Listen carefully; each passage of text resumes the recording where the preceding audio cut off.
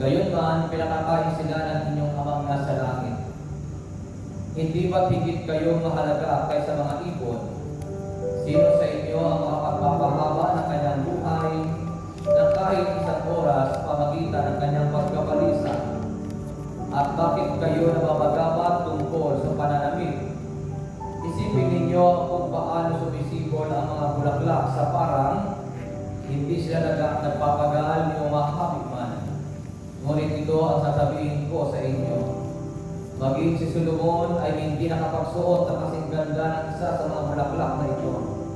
Bagamat nakapariningal ang mga damit niya. Kung ang mga damo sa kabukiran na buhay ngayon at kinabukas ay pinagatong sa kalan, ay dinaramda ng Diyos, kayo pa kaya? Kay liit ng pananalig ninyo sa Kanya. Kaya huwag kayong mabalisa tungkol sa inyong kakanin, inumin o darapin, sapagkat ang mga bagay nito ang kinahuhumalingan ng mga taong wala pang pananalig sa Diyos. Alam ng inyong amang nasa langit na kailangan ninyo ang lahat ng ito.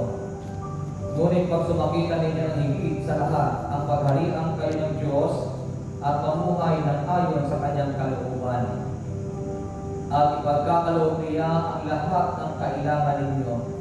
Kaya huwag ninyong ikabahala ang para sa araw ng bukas. Sa kaninyong harapin kapag ito'y dumating. Sapat na sa bawat araw ang kanyang mga suliranin. Pagpalain ng Panginoon ang pagkakabasa sa kanyang mabuting balita. Mga kapatid, palakpakan natin, purihin ang ating Panginoon.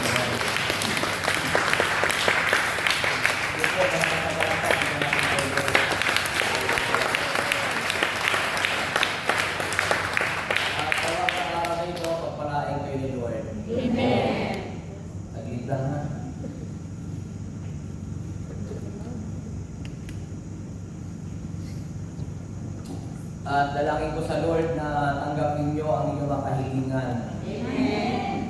Kung kayo ay may prayer request, nawa ay tanggapin niyo ngayon. Amen. May prayer request ba kayo? Amen. Sino may prayer request? Yung wala, nawa kayo ha. Kasi paano kayo tutugunin ni Lord wala kayong prayer request? So dapat may prayer request kayo. Sulat niyo yan, dear Lord, bigyan mo ako ng papangasawa. Okay lang ba kayo? Amen. O silang okay lang? Walang kamay? Yeah. O makakapo tayo at tayo makinig ng mabuti. So itong aking babahagi sa inyo is about overcoming worry. Pagtagumpayan ang pag-aalala. Sasabihin mo sa iyong katabi, magtagumpay ka. Magtagumpay ka. Pag-aalala. Pag-aalala. Alam niyo po, kaya sinabi ng Bible na pagtagumpayan ang pag-aalala kasi ibig sabihin mayroong pag-aalala. Amen. Amen ba? Hindi naman kasi tuturo ito ng Bible kung walang pag-aalala. So, ibig sabihin may pagkabalisa. Kayo ba'y nababalisa pa rin? Ito, tapatan. Yung totoo lang. Sino sa inyo nababalisa pa rin? Mga totoong tao yan. Kaya nga ang Bible nagtuturo tungkol sa pagkabalisa. Ibig sabihin, magtagumpay sa pagkabalisa. So alam niyo po, totoo lang, hindi nawawala ang pagkabalisa. Pero pagka ikaw ay na kay Lord, kaya mong magtagumpay. Amen. Kasi siyempre, araw-araw tayo nabubuhay, araw-araw tayo may pangailangan, araw-araw may dumarating sa buhay natin. Minsan, sa araw-araw, magandang dumarating, isang pangit naman. Hindi naman lahat ng dumarating sa atin araw-araw ay maganda. Ibig sabihin, balanse yan. Pag maganda, maaaring bukas, pangit. Kaya, unahin yung pangit. Para kasunod doon, maganda. Kasi pag panay maganda, kamahang ka na. Kasi ibig sabihin ng kasunod ng pangit. Pero pagka halimbawa, ang nararanasan mo ngayon, panay pangit, huwag ka mag-alala. Bukas, panay maganda naman ang darating sa iyo. Amen.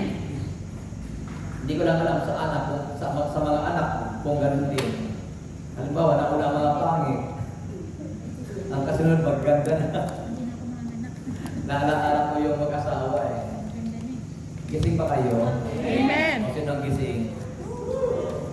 maganda pagka magising. Kasi pag magising, narinig niyo ba ako dyan? Amen. Ayan. Kasi pag summer kasi, parang nakakalungkot, ano? Parang nakakaantok. Kaya kayo mga inaantok, matulog muna kayo. Mamaya pagkatapos, gisingin ko na lang kayo.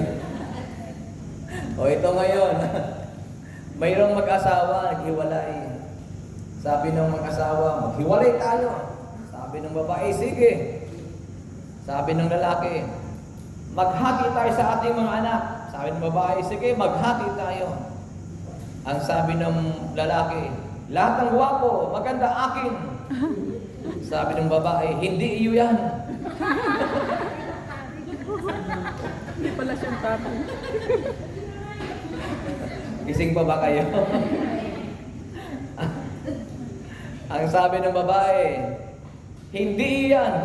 Ang lahat ng iyo, yung mga pangit. Kaya hati sila ng anak. Sabi ng lalaki, ang bahay akin, kotse akin. Sabi ng babae, yung driver akin.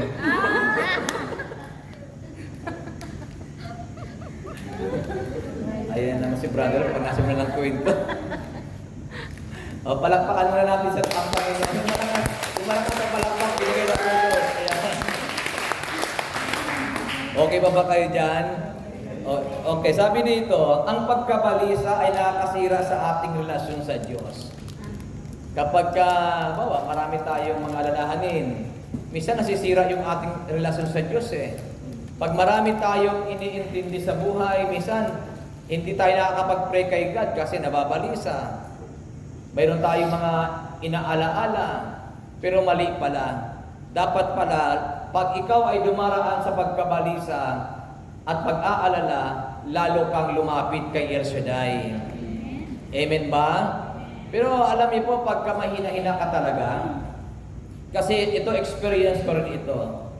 Madalas, sinishare ko sa inyo mga naranasan ko sa buhay eh. Pag nakaka-encounter ka ng mga negatibo, minsan dumarating sa time mo na parang ayaw mo mag-pray. Kasi, ano ba ito? Parang ganun eh. Wala na silang makitang magandang lalaki. Parang dumarating ka sa time na parang ayaw mo mag-pray kay Lord. Kaya tama yung sinasabi ng aral eh. Ang pagkabalisa ay nakakasira sa relasyon natin kay Lord. Pero hindi dapat umiral yun kasi ito naman si Brother Rod. Kapag ka nakakaranas ako ng mga bagay na hindi maganda, lalo yung mga iniisip natin, ay dinadaan ko sa prayer, lalo akong lumuluhod kay Lord. Lalo akong dumadalangin sa Panginoon. So doon nakikita ko yung kung paano overcome yung ating mga dalahin sa buhay. Kaya alam niyo po mga kapatid, kapag nakaranas ka ng mga hindi magandang sitwasyon, huwag kang magpapaapekto. Dapat lalo kang lumuhod, lalo kang manalangin sa ating dakilang Yahweh Shaddai dahil siya ang tutulong sa atin. Amen. So ito ang una, no? Kaya sabi dito, huwag tayong mababalisa kasi ang pagkabalisa ay nakakasira sa ating relasyon sa Diyos. Kaya kung ayaw mo masira ang iyong relasyon sa Panginoon, wala kang pera, huwag kang mag-isip. Matuwa ka, wala kang pera, at least wala kang pupuntahan. Nagagastos na. Mag-stay ka lang sa bahay. Kasi pag marami kang pera, ang dami mong gustong puntahan eh. Samsyuko, Sipurado. Tapos doon sa ali-ali. Hindi ko alam yung ali-ali na yun, narinig ko na sa kanila eh. Tapos kung saan pa yung may mga sales, minsan nakakaubos ang pera eh. So, magpasalamat ka sa Lord kung wala kang pera, at least payapa ang buhay mo. Tahimik ka ngayon. Pag maraming pera, hindi matahimik ang buhay. So, pangalawa, sabi dito, ang pagkabalisa ay isang nakakapinsalang sakit. Sakit pala yung pagkabalisa, nakakapinsalang sakit na kumukuha sa ating isipan at nagalagay sa ating mga isipan sa kadiliman. Oo nga naman. Pag lagi ka nababalisa, para bagang yung isipan mo ninanakaw sa iyo. Tapos naging madilim ang iyong isipan. Parang bang kantang, madilim ang iyong paligid. Kasi pagka lagi ka nag-iisip ng hindi maganda, aba naging madilim ang isipan natin kung ano-ano ang ating iniisip. Kaya dapat hindi tayo nababalisa dahil hindi yan nakakatulong sa atin. Kaya sabihin mo sa iyong katabi, huwag kang nababalisa Huwag kang nababalisa dahil dahil hindi ka niyan matutulungan. Tama po ba? tama. Eh pag kayo'y nababalisa at gumiginhawang buhay niyo, tuloy niyo. Ay po, nababalisa ka, tapos gumanda ang buhay mo. Sila kang mabalisa araw-araw. Amen ba? Pero pag hindi ka natutulungan yan, ay tumigil ka na sa pag-iisip kung ano-ano. Amen. Sa halip pag-isip ka kung ano-ano, eh mag-pray ka na lang kay Lord. Kasi ang sabi ng Bible, ang tulong ko'y sapat sa pangangailangan mo. Amen. Nang-ibig sabihin, ang ating Panginoon, kapag gumawa, hindi kulang. Kaya sabi mo sa katabi mo, ang Panginoon, Ang Panginoon pag gumawa, pag gumawa ay hindi ay hindi kulang. kulang. Kaya sabi dito, bakit tayo nag-aalala? Kung ang Panginoon ay hindi nagkukulang, bakit ka mababalisa? Katanungin mo ang katabi mo, bakit ka nababalisa? Bakit ka nababalisa? May mga bagay daw. Nawa, yung pabiro-biro ko, nawa hindi ka nagagalit sa akin. Hindi. Kasi may tinanong, bakit ka nababalisa? Ang sagot, kasi dalawang asawa. Simple mabalisa. Humingi yung isa, humingi yung isa. So hindi malaman kung saan magpapadala. O sa lalaki ito ha. Eh malay ko sa babae. Baka mamaya dalawang boyfriend mo. Kaya nauubos yung pera mo kasi hingi yung isa, hingi yung isa. Ikaw naman takot mawalan. Kaya para sa sinusuplayan. Kaya tuloy, lagi kang walang sweldo. Yun lang. Kaya sabi ko kanina, nakikira lang naman ako Nanawa, huwag ako makasagasa at huwag kang gagalit sa akin. Eh malay ko lang naman yun. Alam ko naman walang gumagawa ng ganyan dito. Alam ko naman na kung kayo mag-boyfriend, isa lang naman talaga. Oh, sinong isa lang ang boyfriend? Sabi ng iba, kahit yung isa wala.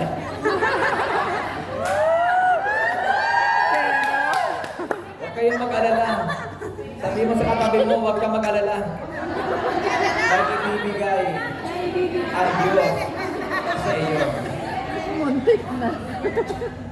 O naniniwala kayo mayroong ibibigay ang Diyos sa inyo? Amen. Ayaw ko kayo mababalisa ha. Huwag yung iisipin na, Lord, 40 na ako. Tapos maya-maya, Lord, 45 na ako. Tapos maya-maya, Lord, 49